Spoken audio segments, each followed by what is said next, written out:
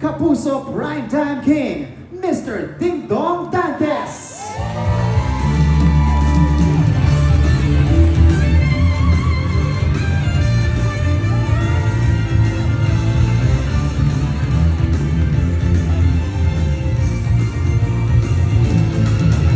Ding Dong, pose muna before going to your seat. Again, this is your opportunity to take pictures of our hosts and our coaches as well.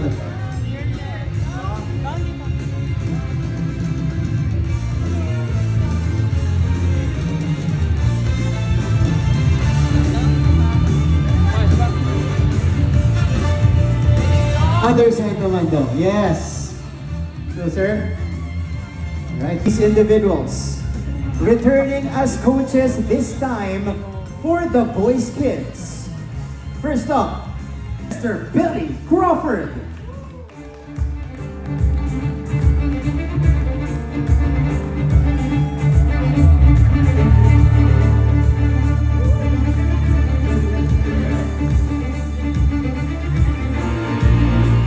Strike a pose first, Billy.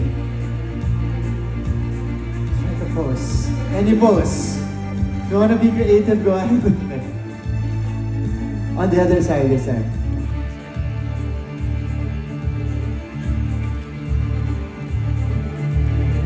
Okay, thank you, Billy. Catch you in a bit. Next, Coach.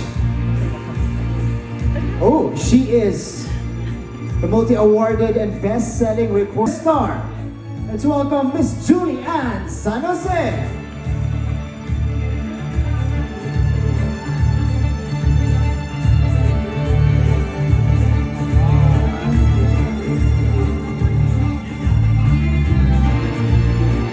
Hello, Julie.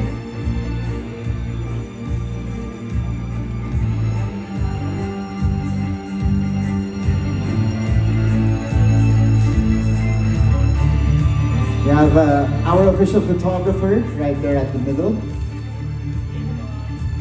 Very hard to miss, as he is also the tallest one in the group.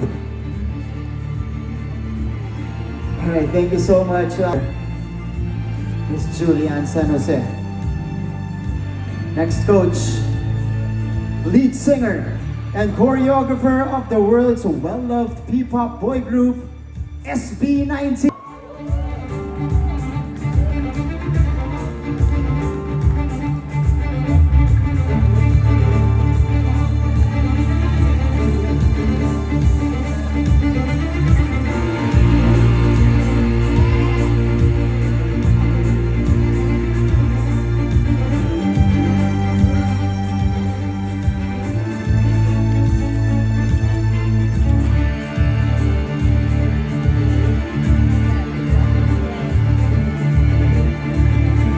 Left side naman daw siya.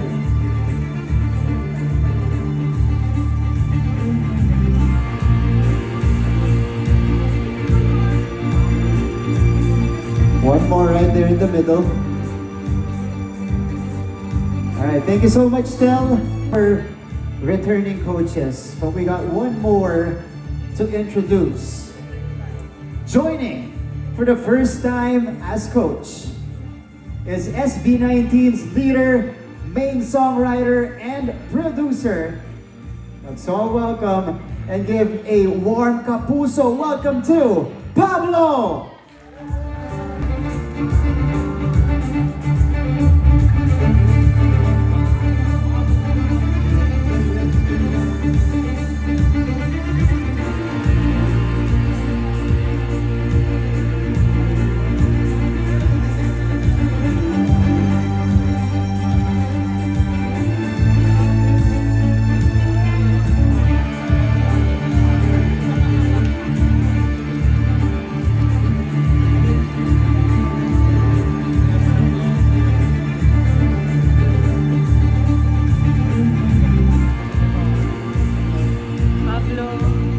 Thank you, Pablo. Everybody around. And the coaches of the Voice Kids.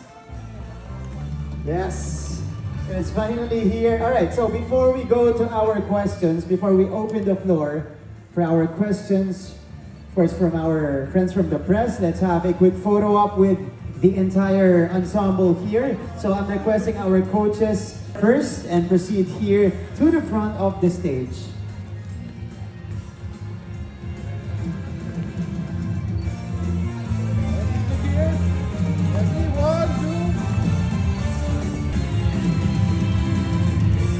Alright, next let's have a photo with the executives who are present here in the media part. Miss Gigi, Miss Ruth as well, Sir Hub, yeah, from ITV Studios. Please join our coaches and hosts.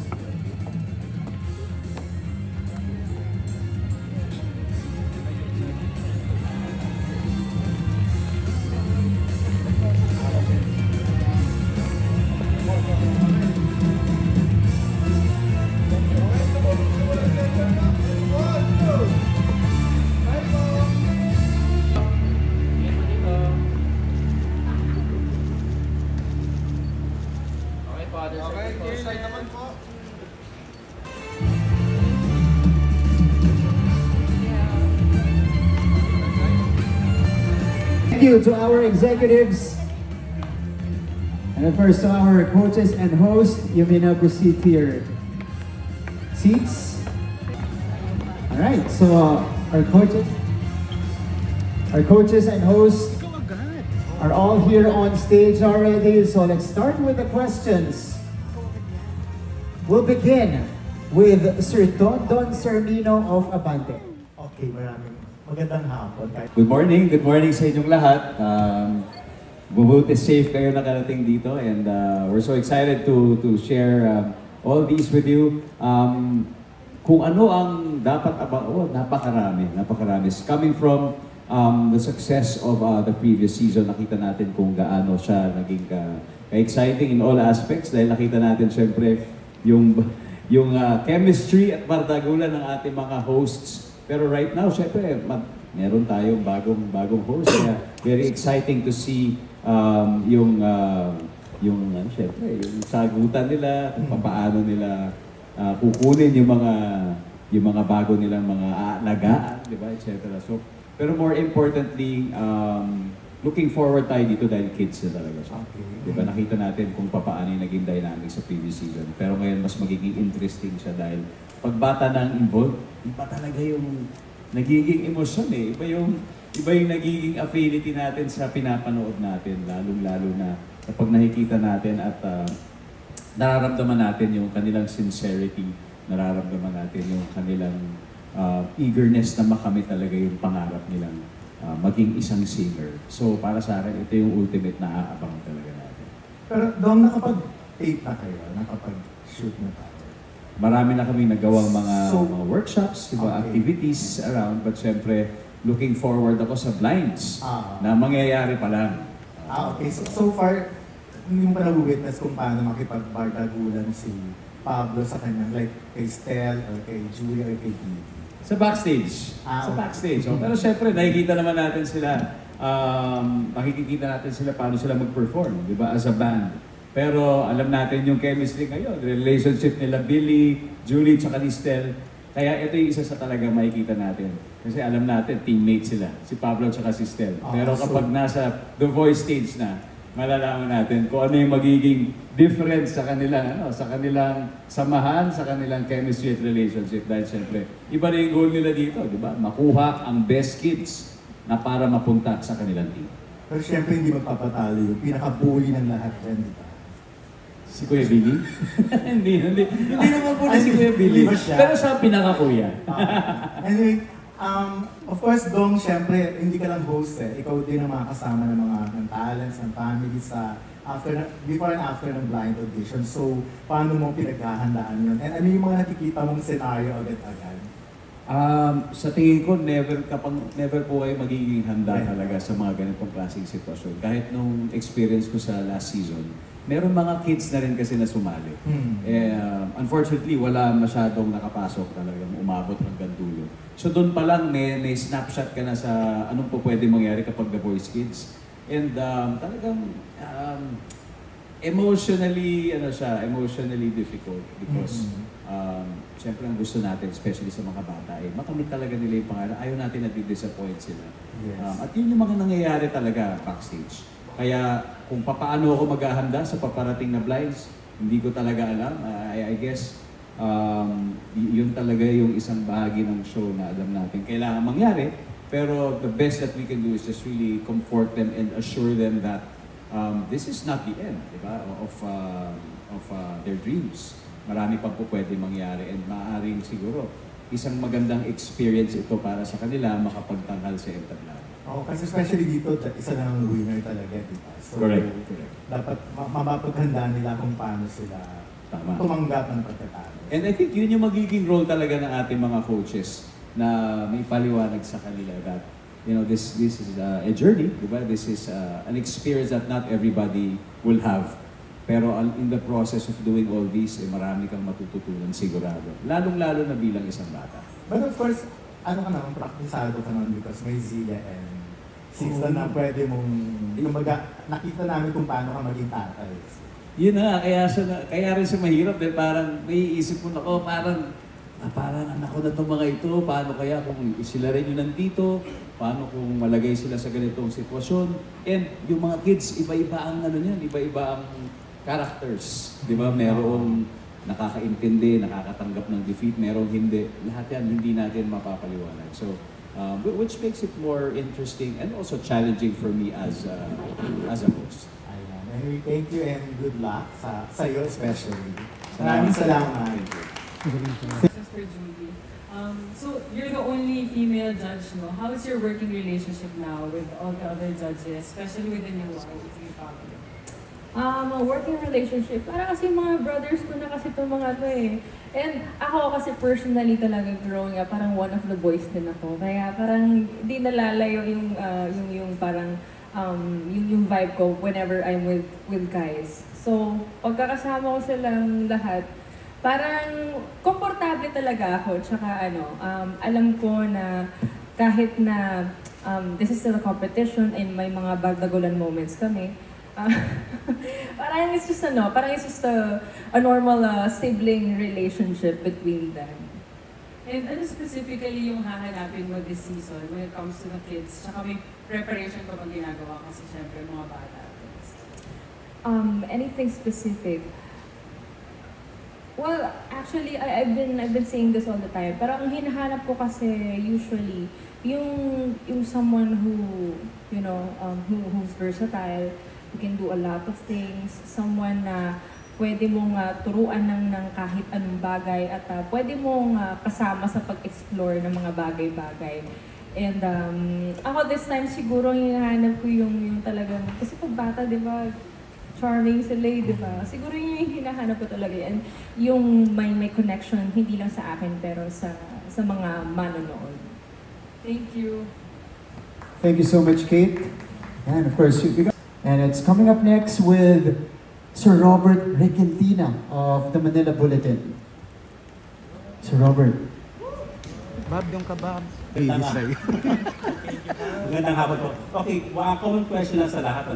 I'm sure kapag may nakikita kayong mga bata na nagpe-perform, naaalala niyo yung mga kabataan niyo when you were just starting a show. When you were just starting the show, it's like, nahiyak pa kayo or nagtampo, something like that dahil meron kayo hindi mga nagustuhan? Ano pwede yung kwento? What can you say? Sa atin ba lahat? Yes, lang po. Okay, sige, ako na lang siguro po magsisimula. Kasi galing din po kasi ako ng competition. Sumali po ako ng Popstar Kids nung I think I was 11 or turning 12. It wasn't easy at that time kasi medyo iba pa yung panahon kasi before eh. Talagang pagka nag-auditions ka, like kailangan pupunta physically doon mismo, doon sa audition site. And before, sa isang variety show, this was SOP pa back then. And then parang naalala ko, parang may satellite area sila doon sa isang mall. Tapos nagkataon, nandun kami ng family ko, like ako si mama, yung isa kong kapatid. Tapos, naalala ko, sabi ko, parang may auditions ata dun sa sige try ko nga, ganito, ganyan. And then, hindi ko doon naman talaga ina-expect kasi wala kaming dalang anything, wala kaming dalang requirements like ID picture, something like that. Tapos, sige, okay na yan. Tapos, pinapasok kami ng isang talent coordinator doon kasi parang isa naman ako doon sa mga nauna. And then, hindi ko din in-expect kasi kapasok ako ng screening hanggang sa nagtuloy-tuloy na siya. Tapos every now and then, nagkakasakit ako palagi. Hindi ko alam kung bakit. Siguro, like, nasa-stress ako. Like, hindi ko alam kung ano ba yung mga sunod. Like, kailangan ang dami kong iniisip as a kid.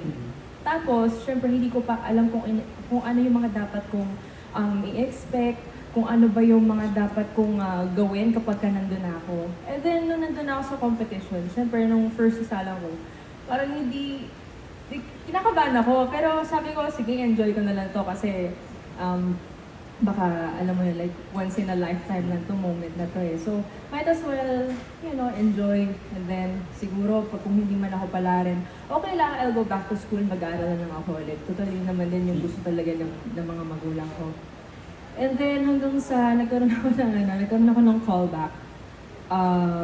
Hindi ko rin to ina-expect. Sabi ko kasi parang hindi talaga to para sa akin. Tapos, hanggang sa natuloy-tuloy ng opportunities, nagkaroon ng mga offers, ganyan. And then, I became a member of a group. And then, I became a mainstay of variety shows. Tapos, I also had a chance to make my own album, mga singles, ganyan. Sabi ko, parang, okay, maybe talagang nilaan talaga ito ni Lord para sa akin. There were certain hardships kasi parang minsan hindi ko alam kung saan pupunta yung journey ko. Kasi bata pa nga ako, di ba?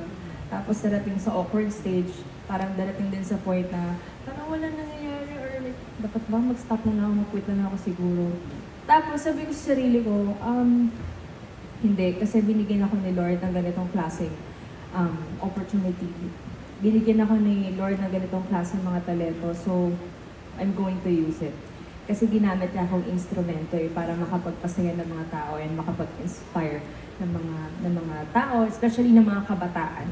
So yun yung parang naging, feeling ko ito yung purpose ko in life. It's really to inspire them through my craft, and I'm happy because I'm still doing it and I'm still here. Everyone. And everyone online. Apparently, we're live online. Yes, so, kind of similar with Coach Julie as well. Siguro alam naman ng halos karamihan na nagsimula naman ako dito sa GMA when I was 4 years old. Dito ako na-discover sa kabila pang studio. And kung i-compare ko yung childhood work ethics namin before, it has completely changed now. Kasi now, alam naman natin dito sa Pilipinas, tayo isa sa pinakamagagaling na mga awit, pero magaling din mangopya ng mga ibang artists abroad. Pero now, we are actually making a name. For example, SB19 and other groups and other artists as well who has made it elsewhere. Kaya yung way of trying to get it elsewhere kaysa dito lang sa bansa natin, it's more possible now. Kaya yung opportunities it's so open and nakakataba ng puso, especially seeing all these kids na who are absolutely amazing kahit papaano. We've witnessed it din sa generations, The Voice, wala pa si Pablo nun. We've witnessed kids din there. And we witnessed defeat, we witness triumph. Lahat kasi it's a roller coaster ride. Kaya yung work ethic, yung mga natutunan namin bilang kung paano kami mag-survive ika nga sa industriyang to, because it becomes pretty cruel kahit anong edad. It becomes very, very fragile. Kaya itong mga bata, sana they become an inspiration to a lot of people sa manunood ng programang to. Hindi lang dahil nagsimula kami, bata pa kami. Kasi no matter what age, you can start anything. Diba? Kasi pangarap to ng tao. It's just such a beautiful thing to see innocent children having their dreams and fulfilling their dreams. Even makatapak lang sila dito sa entablado without knowing kung papasa sila sa next round or not. Just the experience pa lang, it's a lifetime core memory. And sana makita ng lahat ng tao. That's why it's such a beautiful program to have, and it's such a beautiful program to watch, especially that we're dealing with kids. Kaya we all, lahat kami, Sir Ding Dong can relate as a father, I can also relate as a father now, and yung mga kasamahang other coaches as kuyas and ates, we all can actually teach them. But funny enough, yung mga bata ngayon, marami rin kaming matututunan. Kaya it's a give and take relationship right now. So, thanks.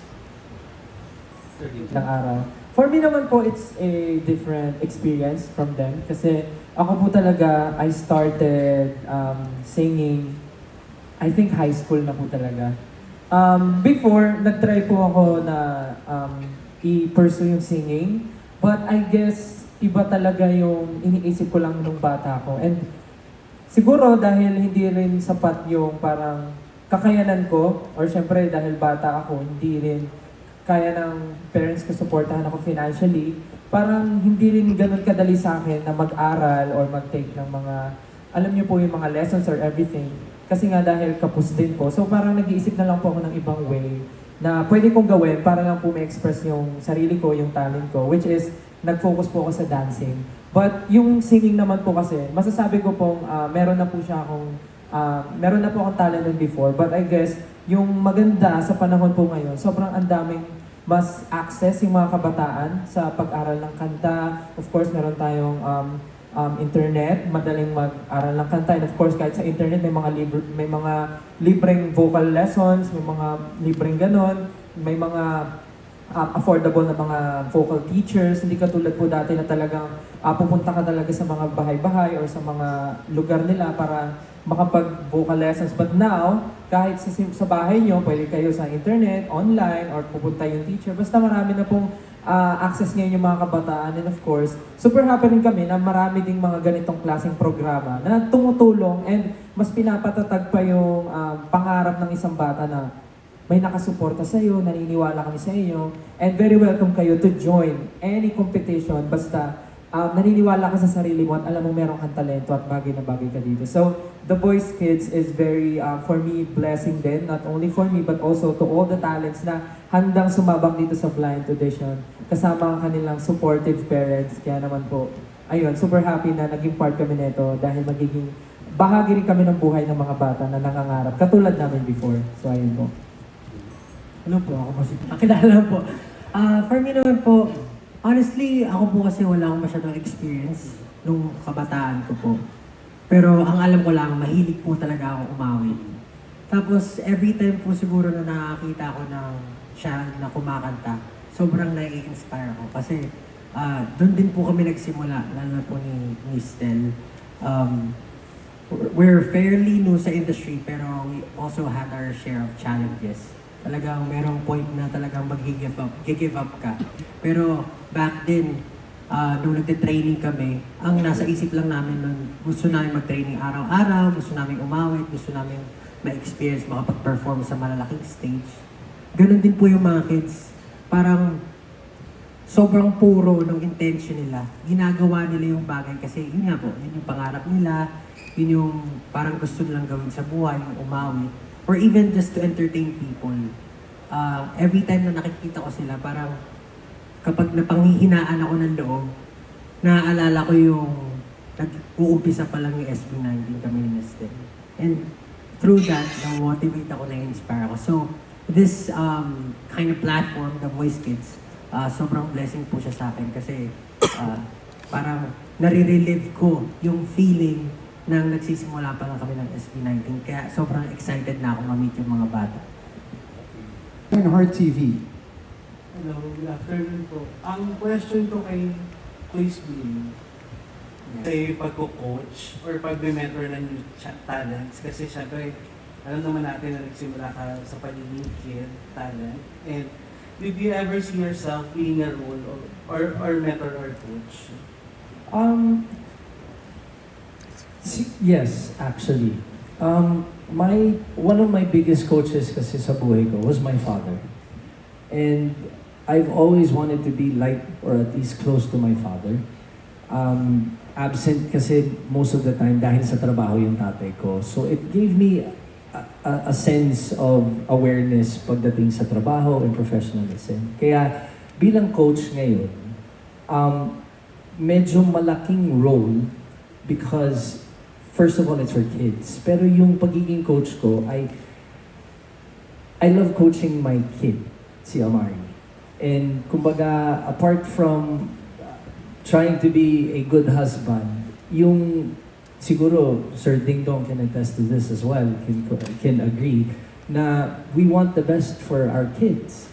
So, we try to give them the best coach in life.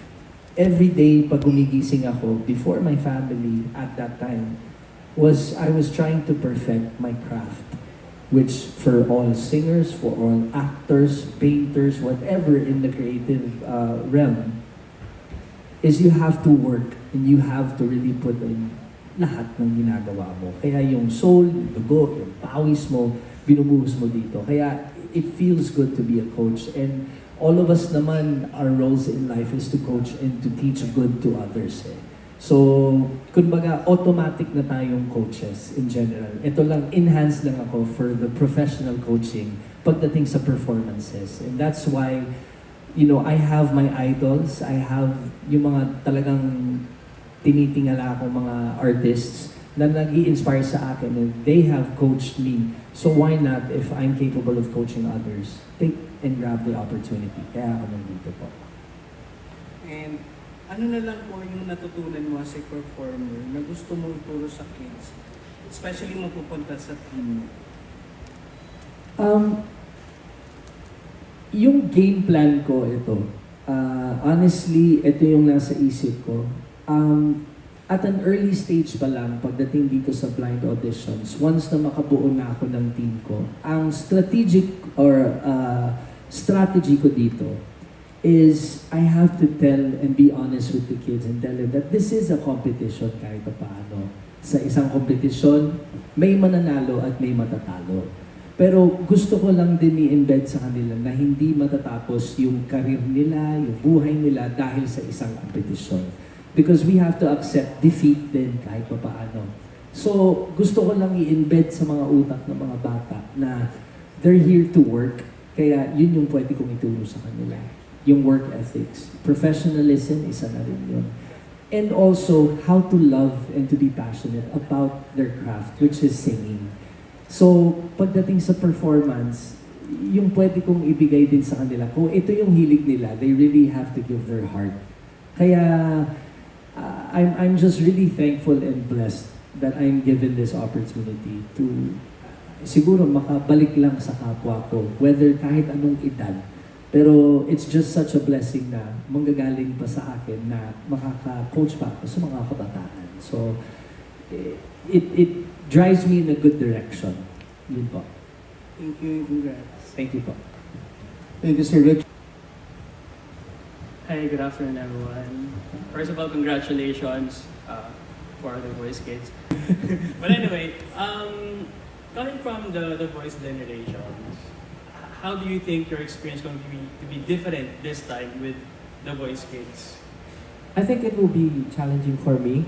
Kasi nga po, it's kids and I have experience with kids na kasi parang meron akong mga pamangkin, mga pinsan na bata. But kasi ito, I'm dealing with their dreams din. Para syempre, at their young age, ayoko naman na ako rin yung magiging dahilan para masira yung pangarap na magkasama naming binubuo. Dahil syempre, pagka nag-blinds, isa ako sa mga magsasabi ng magagandang bagay para ako yung piliin nilang coach. But sa mga next battles, ako rin yung magde-decide kung papauwiin ko sila o isasama ko sila sa next round. So, mahirap siya sa akin na parang papipiliin ako kumbaga, as a parent, papipiliin ako sino yung pinaka-paborito kong anak na isasama ko sa ibang bansa. Parang ganun yung feeling eh. But, I guess, because of generations, nabigyan na ako ng siguro mas pinatatag ng kaunti yung pagkatao ko when it comes to decision making. Kasi at the end of the day, this is a competition pa din. And sinasabi ko nga sa kanila, pinili ko kayo dahil alam kong may kaya kayong ipakita at deserve nyo to. Pero sana, habang magkasama natin tinatahak yung journey nyo, yung dream nyo, pakita nyo sa akin na kaya nyo makipagsabayan dahil hindi lang kayo yung mga karapat-dapat din sa pangarap na to dahil marami kayong kasabay na kasing kaedaran nyo, na mga kabataan na meron ding malalaking pangarap kagaya nyo. So, sinasabi ko sa kanila na ipakita nyo sa akin na deserving kayo at gagawin natin ang lahat para maabot yung pangarap nyo. So, for me, it will be very challenging but I'm ready to take the challenge kasama yung bata dahil katulad nila, may pangarap din ako at sana sabay namin marating yung magkasama. Ayun po. Additional question lang. Pressure po talaga. Kasi mas gusto ko po siyang i-enjoy ngayon. Kasi pag pinakita ko po sa mga bata na hindi, dapat tayo manalo. Pag pinakita ko sa kanila na gano'n, baka imbis na maging teamwork yung kalabasan ng performance nila, baka magmukhang sila mismo yung maglalaban-laban. Kasi I heard merong battle rounds na parang I get to team them with other kid, tas they will give us a big performance. Tama ba? Parang alam ko may ganun So, I'm not sure kung paano ko siya gagawin. And ayoko syempre iparamdam sa bata na parang dapat magkakalaban kayo dito. Gusto ko lang sabihin na kailangan dito is teamwork. Parang dapat maging ganun yung kalabasan ng mga magiging performance natin in the future. Kasi alam ko sa blinds, kinakabahan ako mamili talaga ng mga bata na mapupunta sa team ko. So, pag pinili ko sila isa-isa, may mga pagkakataon din na kailangan ko silang pagsabungin.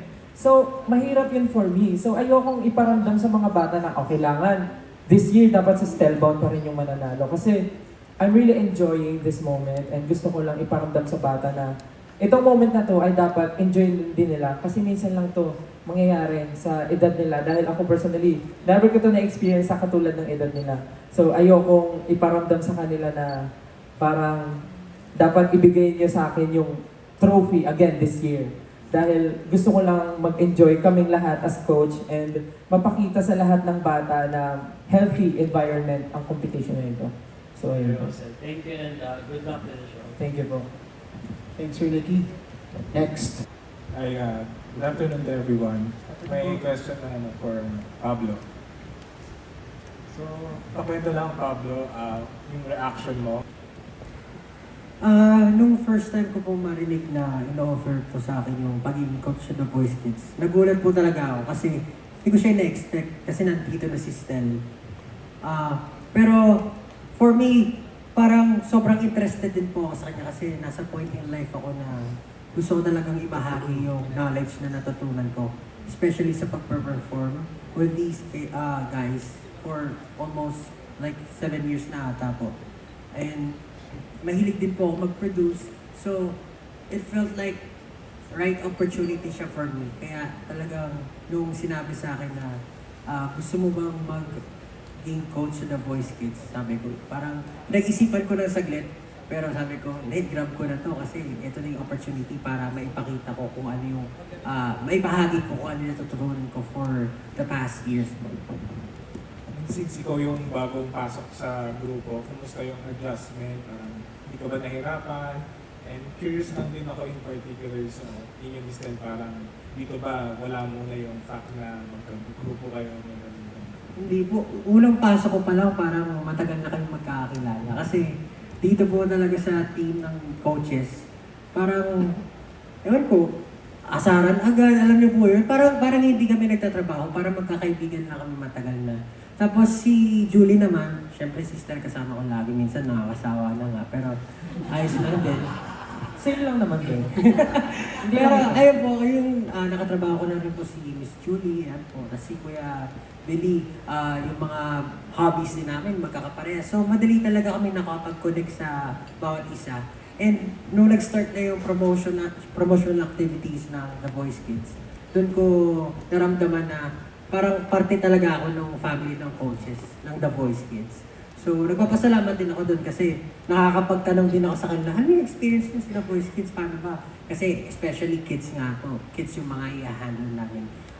Personally, meron akong parang reputation sa mga supporters ko na masungit ako. So, I don't know how I will handle these kids, pero I'm just really excited na ma-meet sila. And syempre, alam mo naman, syempre mag-a-adjust ako kung paano ko maibabahagi sa kanila yung knowledge ko. And syempre with the help of the coaches, talagang tatanong ako, ano ba pwedeng gawin? Paano ba? Wari, kung may matatanggap o kung ano yung bagay, mga ganung bagay. And they're very helpful naman sa akin. Kasi sa inyo minsan parang do you try to set aside yung idea na magkagrupo kayo, hindi to sa The Voice, parang coaches lang talaga kayo. Oo, talaga. Still yun. Dapat i-set aside. Set aside na yan. Kung walang grupo-grupo dito. Actually, unang pasok niya lang po dito, ang una niya pong game plan, durugin daw ako niya. Actually, yung nangyari dito, dati magka-dressing room kami ni Stel. Nung pumasok na si Pablo, na-kick out na ako. Dito na ako sa may banyo. Sabi ko nga, bakit si Pablo pa yung sinama sa dressing room ko? Dapat si Kuya Billy na lang. Oo. Kaya, yun. Wala akong choice. Yun lang po. Thanks. Pero, ganito po kami mag-asaran. Pero, yun nga, totoo ba? Pero yun, Hindi na totoo to, Pablo. katulad lang yung sinabi ni Kuya Billy tsaka ni Stel kanina. Parang mahalaga kasi na, syempre bata yung mga tuturuan namin. Mahalaga na makita nila na this is a friendly environment. Kasi pagdating sa mga bata, all positive eh. Minsan kailangan mo ng mga criticisms here and there. Pero sa stage nila, mahalaga na may nagpupush sa kanila. And this is a competition, this is a small part of their journey as singers. And yun nga, kailangan maipaintindi sa kanila na kahit nandito sila nagko-compete with each other, ang pinakamahalaga is yung mabubuan ng friendship, yung knowledge na matututunan nila para paglabas nila ng The Voice Kids, mas ma-enhance nila yung abilities nila and mas ma-project pa nila kung sino sila.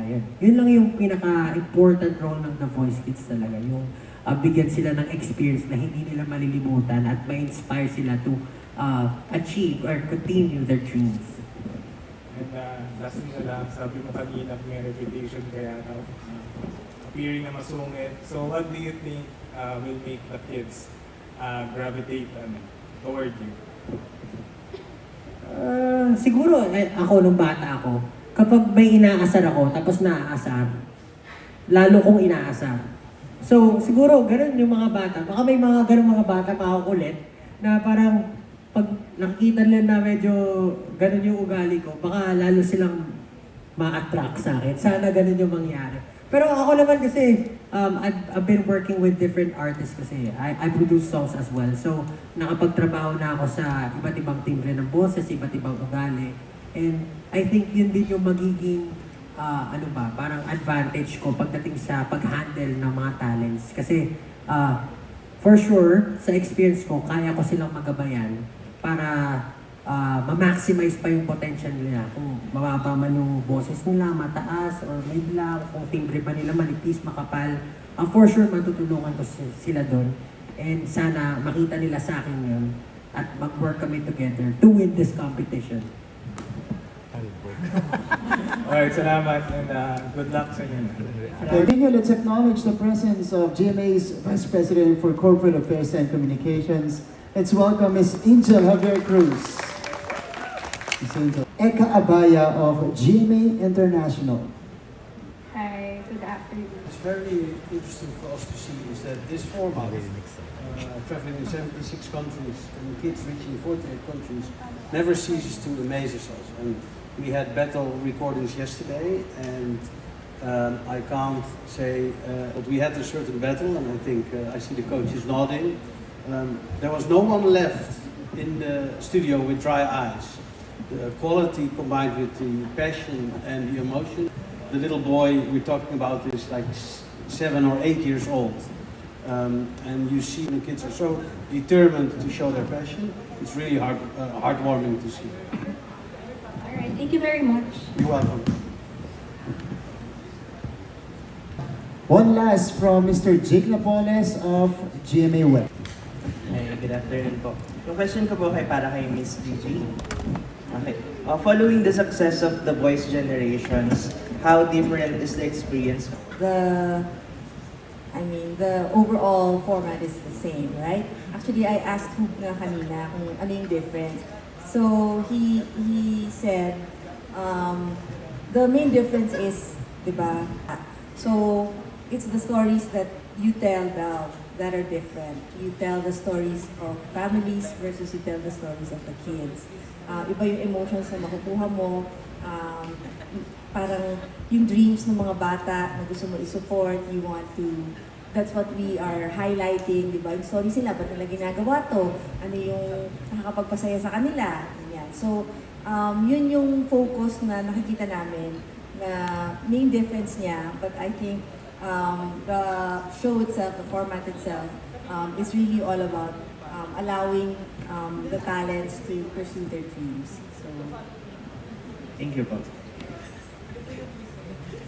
All right, that's a wrap for our Q&A. Thank you so much to our media friends. Thank you for your questions. At palakpakan po natin ang ating mga coaches and of course our host.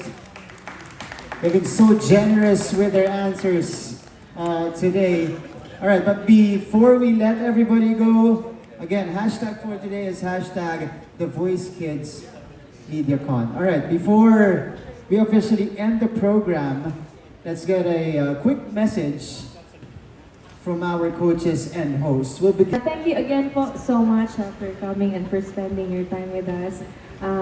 I hope you are excited with The Voice Kids as much as we are. So, sana po ay abangan po ninyo at supportahan po natin at tangkilikin natin ang sariling atin. Dahil, syempre, yung mga kabataan ngayon talagang kaabang-abang mga ipapakita na ng mga performances at kanilang mga talento to The Voice Kids. And abangan niyo po yan, malapit na po. Next, katulad ng sinabi ni Coach Julie, please abangan nyo this coming September 15. And note, sa lahat ng mga fans ng SB19, birthday kasi ni Pablo sa September 14. Kaya the day after, let's all celebrate watching at 7 p.m. The Voice Kids. So, there you go. And abangan nyo po, sobrang humble ng mga coaches dito. Hindi po kami nag-aasaran. Sobra. Amazing. Promise. I love you, coaches. I love you too. Mamaya na tayo mag-usap.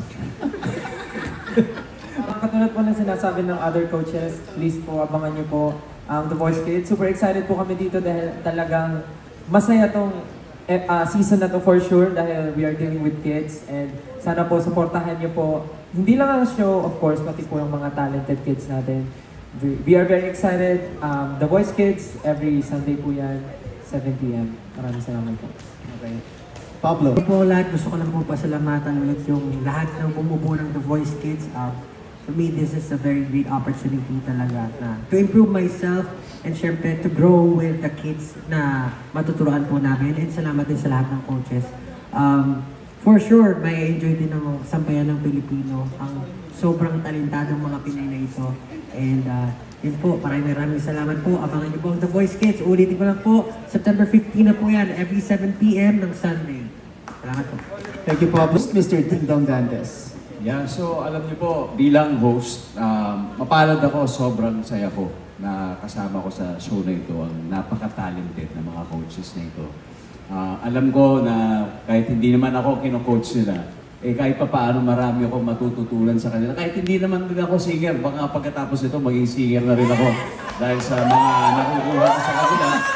Hindi ako tinanong kanina, nag-audition din ako noong bata ako sa pagkanta. Pero talagang sabi na, hindi, sa acting ka na lang, sa acting ka na. Pero anyway, seriously, I really look forward to learning so much from these talented individuals.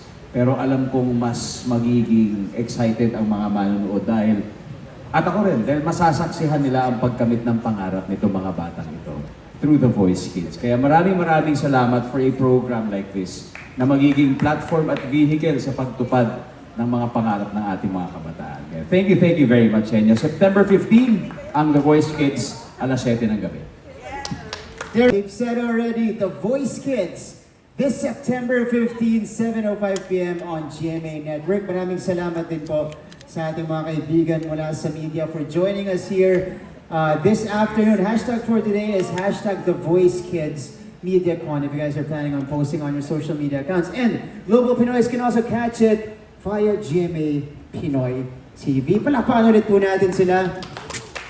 September 15, 7:05 p.m. on GMA. So, this has been Mark Javier saying thank you, but wait a minute, one last photo walk with our coaches and hosts before we leave.